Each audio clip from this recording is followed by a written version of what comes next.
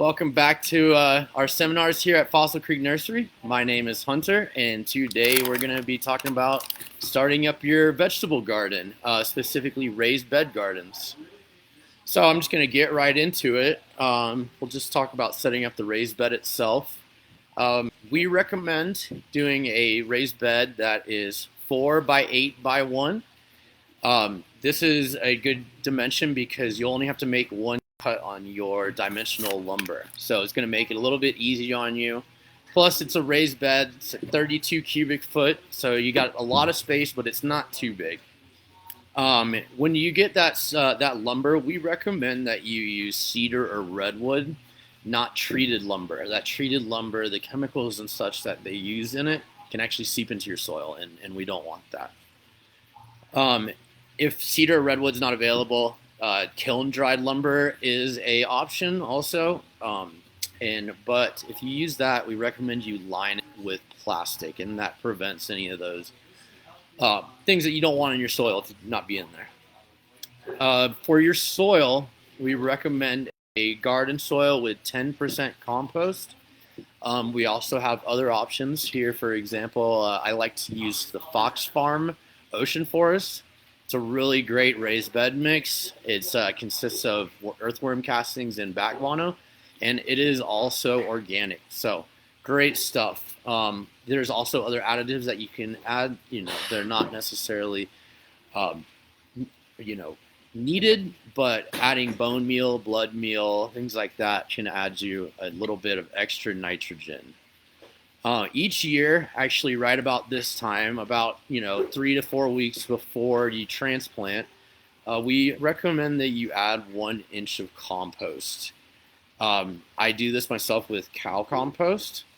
I use about 2 cubic foot for a 24 cubic foot raised bed. So for the 32 cubic foot, you're going to use about 3 bags. Also, really important, you want to mulch. The advantages of mulching is protecting your roots, but also for water retention. So that mulch is going to deflect that hot Colorado sun and actually make your garden more water efficient. And while we're talking about water, we recommend you use a drip system. We have a couple drip seminars that you can check out. I actually did them myself. You can see it on YouTube. So with the drip system, advantage to that is it's a more efficient use of water. You can actually get grants by the city if you're water efficient to actually lower your costs per month. The other thing that's good about this is you're not having overhead watering where that can produce fungal spores and bacteria and things that you don't generally want. So drip system, highly, highly recommended. And the advantages of all this, having your own soil that you mix together, having your drip system, having the mulch, you have complete control over your soil. So you're in control of your organic matter, your drainage, your porosity, all the things that's going to lead to a successful raised bed. And always the best way to figure out exactly how good your soil is to test. We say don't guess, test. CSU offers a soil testing service. It is $40. All you need is a mason jar, and you actually ship it into them. They'll give you a full-on panel of not only just what you're missing, but what you should add to your soil. Really good stuff, 100% worth it. We do it here. This is what we recommend to everybody. So yeah, don't guess, test. Moving on to the fertilizer. And so after your test, you're going to have a better idea of what kind of fertilizer you're going to use too. We recommend a couple of products. The first one I'll talk about is Root Stim. So Root Stimulator is a Fertilome product. It is a high phosphorus count, which is good for your soils or good for your roots. Also, it has a bit of root hormone in it, which the plant actually creates itself, but this gives it a little extra bit of boost. This is really good for transplant shock. So it's something with vegetable garden. I would use it when you plant. And after that, moving on to something like this all-purpose fertilizer, which is exactly what I use in my raised beds. The 20-20-20, just a good all-around fertilizer, something that has a high nitrogen count for your green growth, going to get you started, Get you some big, healthy, nice plants. As we move into later in the season, when you're getting your fruit set, your blossom set, moving on to blooming and rooting is what I recommend. As you can see, this count, it's got a very high count of phosphorus. Phosphorus, one for roots, but also for flowers. In school, the way I remembered it, phosphorus flowers. So, and these products, you can use them every 7 to 14 days. That is what's recommended on the back here. Also, when you're using fertilizers, chemicals, any sort of thing as such, we always tell you, you want to read the back. You want to do it properly. You want to follow the instructions. One, to reduce waste, but also, things like runoff and just excess fertilizer can harm the environment around you, run off into creeks and things like that, which causes algal blooms, things we don't want to see. So that's kind of how you would set your stuff up. Now I'm just going to go into a little bit of detail for kind of the most popular vegetables that we sell here, but also that you'll see a lot around the Front Range. First, I'll start with cool season crops, specifically root vegetables. So root vegetable is extremely frost tolerant.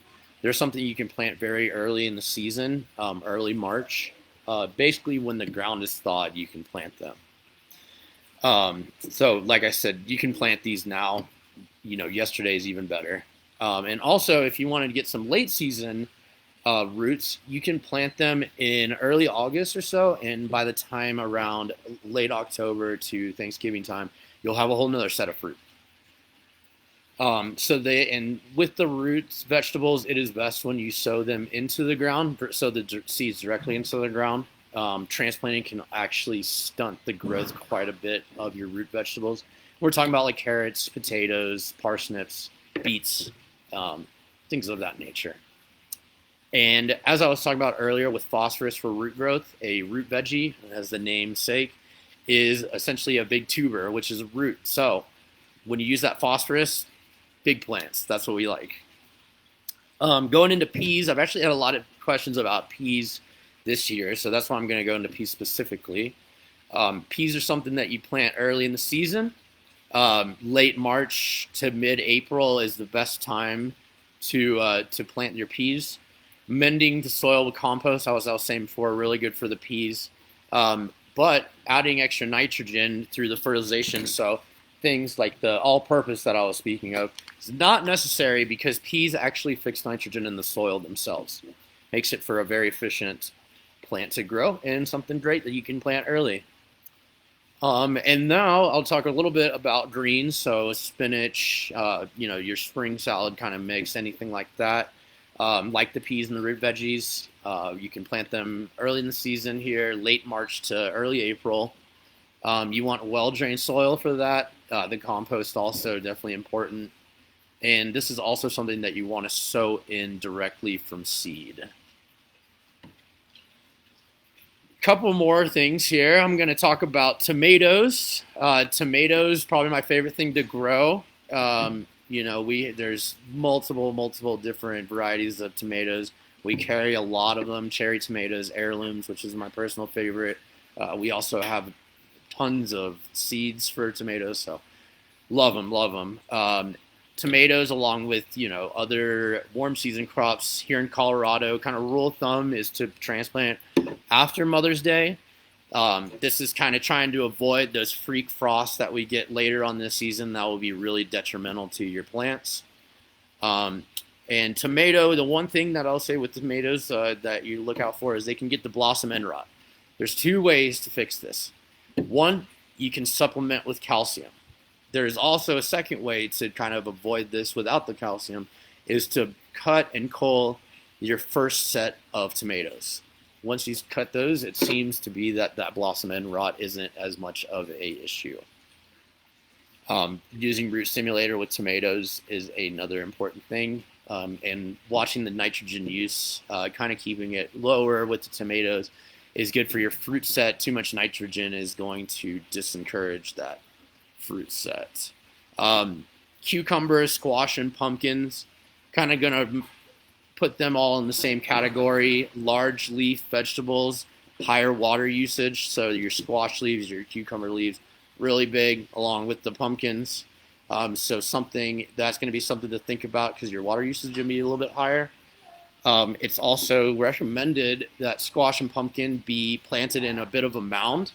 So not anything huge, but you'll actually make kind of a 6-inch mound of soil and sow the seed directly in that. Because of the squash, because of how they grow, having that mound will give it some more space to spread out. So just going to do one last thing, talking about peppers. Peppers are my favorite thing by far to grow.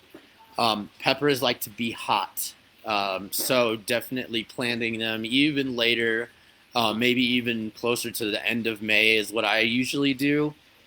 They really like that hot weather. It actually seems to make them grow better. Planting these peppers with too much nitrogen is actually going to discourage the growth of the peppers. Using phosphorus with peppers is what I recommend. Also with peppers, don't let them get to the red state. So we'll just take jalapenos for example. Jalapenos first start to pop out, they're green, and then as it goes on, you'll slowly see them transfer over to being red, right? And so culling them before they get to that, or harvesting before they get to that, will help you continually get peppers set for the rest of the season. And it is a myth, the red peppers are not hotter. I have looked up several different sources just to double check on this, and as far as I have found, the red peppers make no difference, so harvesting when they're green are going to be just as good. All right, so that's about what I have. I'm going to open it up for some questions. So yeah, feel free to ask away.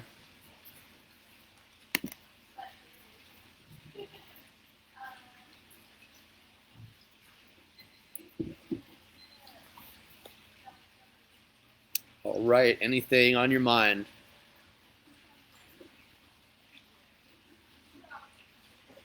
All right, well, once again, my name is Hunter. Come out here and visit us at Fossil Creek Nursery. If there are any other questions, anything, feel free to give us a call or just come in and yeah, we'll get you squared away.